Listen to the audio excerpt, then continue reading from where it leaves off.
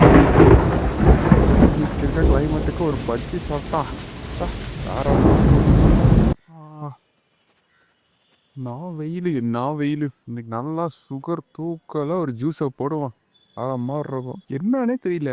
Daily night ஆச்சுன்னா ஒரே sugar craving. இன்னைக்கு ஒரு கேக்கை போடுவான் வேற மாதிரி இருக்கும். ஜஸ்ட் ஒரு பஜ்ஜி தானே, ஜஸ்ட் ஒரு சமோசா தானே, ஜஸ்ட் ஒரு கேக்கு தானே, ஜஸ்ட் ஒரே பிஸ்கட் தானேங்க. அது என்ன எத்துக்கு தானேங்க இருக்கு.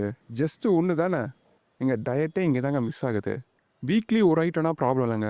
இந்த டெய்லி வந்து பார்த்தீங்கன்னா ஜஸ்ட் ஒன்று தானே சின்னதாக தானே இருக்குது அப்படின்னு சொல்லி சாப்பிட்றதாங்க இங்கே டயட் மிஸ் ஆகுது. டெய்லி ஜஸ்ட் ஒன்றுன்னு சாப்பிட்டாலே வீக்கெண்டில் 1000 to 2000 கலோரிஸ் நம்ம பாடியில் ஏறுதுங்க. இவ்வளோ கஷ்டப்பட்டு டயட் இருந்து அங்கே மிஸ் பண்ணுறதுனால தாங்க வெயிட் லாஸ் ஆகலை ஃபீல் பண்ணிட்டு இருக்கோம். சொல்யூஷன் ரொம்ப சிம்பிளுங்க. ஜஸ்ட் ஒரே ஒரு பிளான் பண்ணிக்கோங்க. வீக்லி 1 டே 1 மீல், ஏதோ ஒரு 1 மீலுக்கு உங்களுக்கு பிடிச்சது ஏதோ ஒரு ஜங்க் ஃபுட் உங்களுக்கு பிடிச்சது ஏதோ ஒன்று எடுத்துக்கோங்க. ஒன்றும் ப்ராப்ளமும் இல்லை. வீக் ஃபுல்லாக நம்ம டயட் இருந்துட்டு ஒரு வேளையில ஒரு 500 கலோரிஸோ ஒரு 300 கலோரிஸோ நம்ம எக்ஸ்ட்ரா சாப்பிடலாம், ஒன்றும் பிரச்சனையே இல்லைங்க. ஓவராலாக பார்க்கும்போது நம்ம கலரி டிஃபிசிட்ல தாங்க நம்ம இருப்போம். So no ப்ராப்ளங்க.